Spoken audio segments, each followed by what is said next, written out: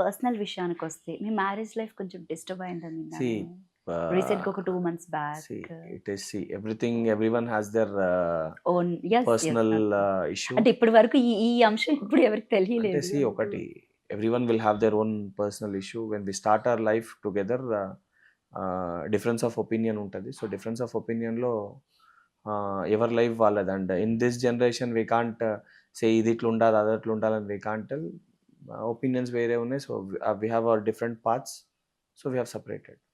So దాన్ని I don't think that is a very big thing to discuss or it is about అంటే no we just want to know that's it. Want to know that's it అంతే.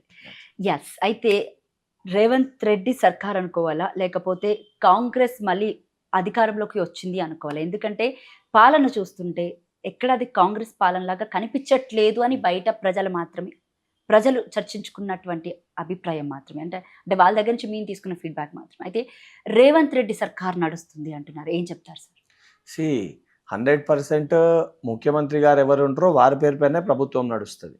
ఎవరు ప్రశ్నించినా guarantee లేకపోతే ముఖ్యమంత్రి గారి పైనే ప్రశ్నిస్తారు. And చాలా స్పష్టంగా రేవంత్ రెడ్డి గారు పరిపాలించేది కూడా కాంగ్రెస్ పార్టీ విధానాలు, మేము ఇచ్చిన గ్యారంటీలు, ఏదైతే ప్రజలకి మేము ఇచ్చిన భరోసాని, ఒక ధైర్యాన్ని ఈరోజు ముఖ్యమంత్రి గారు కల్పిస్తారు, which is 100% fact.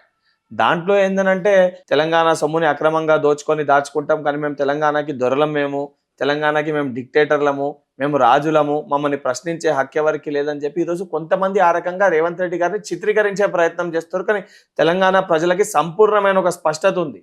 Revanth Reddy గారి పరిపాలన తెలంగాణ రాష్ట్ర అభివృద్ధి కోసము ఈ పరిపాలన జరుగుతుంది తప్ప గత పాలకులు వాళ్ళ కుటుంబ అభివృద్ధి కోసం పాలన ఏ విధంగా అందించారో ఆ రకమైన పాలన ఇది కాదని ప్రజలందరూ సంపూర్ణ నమ్మకం, విశ్వాసం ప్రజలకు ఉంది కాబట్టి రేవంత్ రెడ్డి గారు ఈరోజు ఆ స్థాయిలో ఉన్నారు. 1 ఇయర్ పాలనలో ఇచ్చిన 6 గ్యారెంటీల విషయానికి వస్తే ఏం చెప్తారు?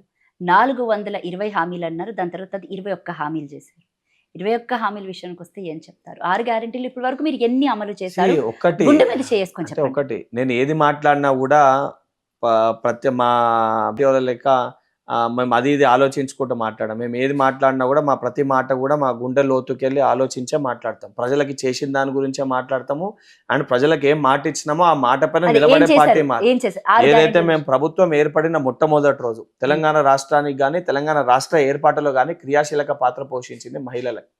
ఈ మహిళలకి పెద్దపీట వేయాలని చెప్పని మహిళలకు ఉచిత ఆర్టీసీ బస్ ఫెసిలిటీ జుట్లు పట్టుకొని లెట్ మీ కంక్లూడ్. మీరు ఏం అడిగారు? What did Congress party do అని అడిగారు. మీరు as an anchor, as a neutral channel, if you ask me, I will explain you with each and every scheme గురించి మాట్లాడతాను. ఇఫ్ మీరు అపోజిషన్ పార్టీ లెక్క మీరు మధ్యలో ఇంటరప్ట్ చేస్తే నేను ఆ రకంగా సమాధానం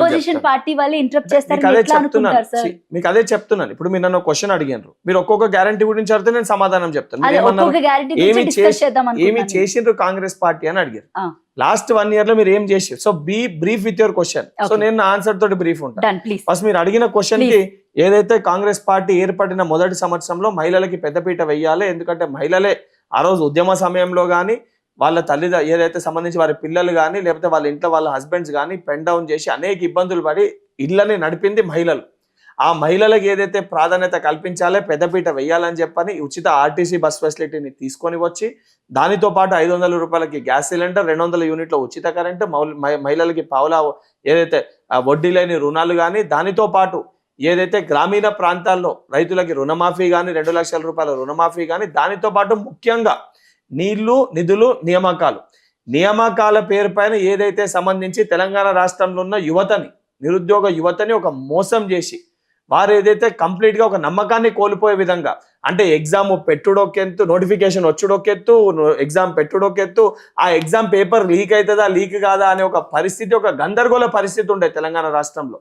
టీజీపీఎస్సీ ప్రక్షాళన చేసి ప్రతి ఒక్క యువకునికి ఒక భరోసా కల్పించి ఉద్యోగం ఇచ్చుడు అని అంటే కేవలం నోటిఫికేషన్ ఇచ్చుడు కాదు, ఒక నిరుద్యోగిని ఉద్యోగిగా మారుస్తేనే ఉద్యోగం ఇచ్చినట్టు 100% ట్రాన్స్పరెన్సీ, ఇంటిగ్రిటీ తోటి, చిత్తశుద్ధి తోటి ఎగ్జామ్స్ ని నిర్వహించి, ఆ నిర్వహించిన ఎగ్జామ్స్ నియామక పత్రాలను యువకులకు ఏదైతే నియామక పత్రాల నుంచి 55,000 పైచిలకు ఉద్యోగ నియామక పత్రాల నుంచి ఒక భరోసాని యువకులకు ఈరోజు కల్పించిన ప్రభుత్వం కాంగ్రెస్ ప్రభుత్వం. దానితో పాటు విద్యా వ్యవస్థ కంప్లీట్ గా భ్రష్టు పట్టిపోతే ఆ విద్యా వ్యవస్థని మెరుగుపరచాలి, ఆ విద్యా వ్యవస్థని బాగు చేయాలని చెప్పి స్వయంగా ముఖ్యమంత్రి గారే తన దగ్గర ఆ శాఖ పెట్టుకొని ఏదైతే యూనివర్సిటీలకి వైస్ ఛాన్సలర్ నియామకాలు కానివ్వండి, దానితో పాటు ఎన్నో ఏళ్లుగా డైట్ ఛార్జీలు ఏదైతే 40% డైట్ ఛార్జీలు కానీ 200% కాస్మెటిక్ ఛార్జీల పెంపు కానీ, దానితో పాటు విద్యా వ్యవస్థని బలపరచనీకి ట్రాన్స్ఫర్లు, ప్రమోషన్లు, 12,000 తోటి డిఎస్సి, దానితో పాటు ఏదైతే సంబంధించి నియోజకవర్గానికి ఇంటిగ్రేటెడ్ ఇంటర్నేషనల్ తరహాలో ఎస్సీ, ఎస్టీ, బీసీ, మైనారిటీ అందరు స్టూడెంట్స్ ఒకటే దగ్గర చదువుకునే విధంగా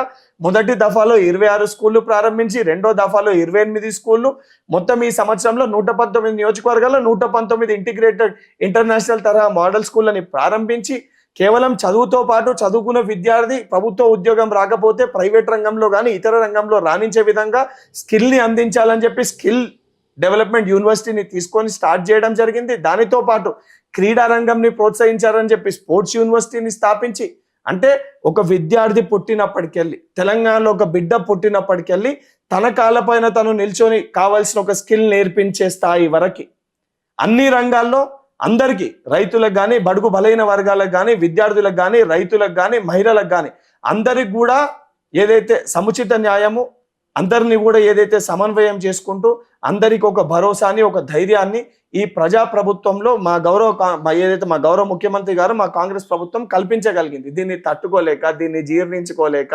మహిళలకి సంబంధించి ఏదైతే మీరు అన్నట్టు ఇంతకుముందు క్వశ్చన్ చేసినట్టు బస్సులలో పోతే ఇబ్బందులు అవుతున్నాయంటే, ఏదైనా స్కీమ్ ప్రారంభించినప్పుడు buses all of a sudden గా స్కీమ్ స్టార్ట్ చేస్తే రాత్రి బస్సు మ్యానుఫ్యాక్చర్ అయిపో రాత్రి కావాల్సిన బస్సులన్నీ ఏదైతే తీసుకొని అందుబాటులోకి తీసుకురాలేము. స్టెప్ బై స్టెప్ దానికి సంబంధించిన రవాణా శాఖ మంత్రి గారు దానిపైన రివ్యూ చేస్తున్నారు.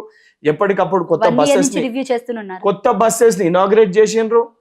చాలా స్పష్టంగా మీరు చూస్తే కొత్త బస్సెస్ ఇనాగ్రేట్ చేసారు. హైదరాబాద్ లో ఇదే ట్యాంక్ బండ్ దగ్గర కొత్త బస్సెస్ ని అందుబాటులోకి తీసుకురావడం జరిగింది. హన్మకొండ జిల్లాలో కొత్త బస్సెస్ ని ఏదైతే ఎలక్ట్రానిక్ ద్వారా, ఏదైతే వాటర్ ద్వారా, ఇతర ద్వారా కూడా, ఎలక్ట్రిసిటీ ద్వారా కూడా ఏదైతే ఆ బస్సెస్ ని కూడా అందుబాటులోకి తీసుకురావడం జరిగింది. రీజనరేట్ చేస్తూ కొత్త టెక్నాలజీ తోటి డే బై డే ఏదైతే సంఖ్య ఏదైతే అవసరమో ఆ బస్సెస్ సంఖ్యని పెంచుకుంటూ వెళ్తుండ్రు.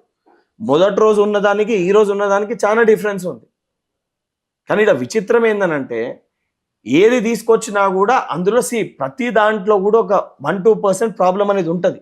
ఏ స్కీమ్ ఇంప్లిమెంట్ చేసినా కూడా అది మనం స్కీమ్ ఇంప్లిమెంట్ చేసినప్పుడే అందులో ఏం ప్రాబ్లమ్స్ ఉన్నాయి బయటికి వస్తుంది. ఏ స్కీమ్ కూడా పర్ఫెక్ట్ ఇట్లా తీసి ఇట్లా పెడితే పర్ఫెక్ట్ ఇంప్లిమెంట్ కాదు. ఆ ఉన్న ప్రాబ్లమ్స్ ని ప్రభుత్వం దృష్టికి వచ్చినప్పుడు వాటిని రెక్టిఫై చేయకపోతే మీరు అన్న పాయింట్ 100% కరెక్ట్. బట్ ఈ గవర్నమెంట్ స్కీమ్ ని తీసుకొని వచ్చినప్పుడు ఏమేం ప్రాబ్లమ్స్ ఉన్నాయి ఇమీడియట్ గా ప్రతి ఒక్క దాన్ని రెక్టిఫై చేసుకుంటారు. ఆ రెక్టిఫై చేస్తున్నట్టు ఆ ప్రజలకు ఇబ్బంది పడుతున్నా ఆ ఇబ్బందులు చెప్పుకోనీకే సెక్రటేరియట్ లో మంత్రులు అందుబాటులో ఉన్నారు, అధికారులు అందుబాటులో ఉన్నారు. ప్రజాభవన్ లో ఏదైతే ప్రజావాణి నిర్వహిస్తారు అక్కడ అప్లికేషన్ తీసుకుంటారు. ఎక్కడికక్కడ స్పందిస్తేనే సమస్యలు పరిష్కారం అవుతుండే. ఈ రోజు అసలైన ప్రజా పరిపాలన ఏ విధంగా ఉండాలి ఆ విధంగా పరిపాలన ఈరోజు కాంగ్రెస్ ప్రభుత్వం అందిస్తుంది.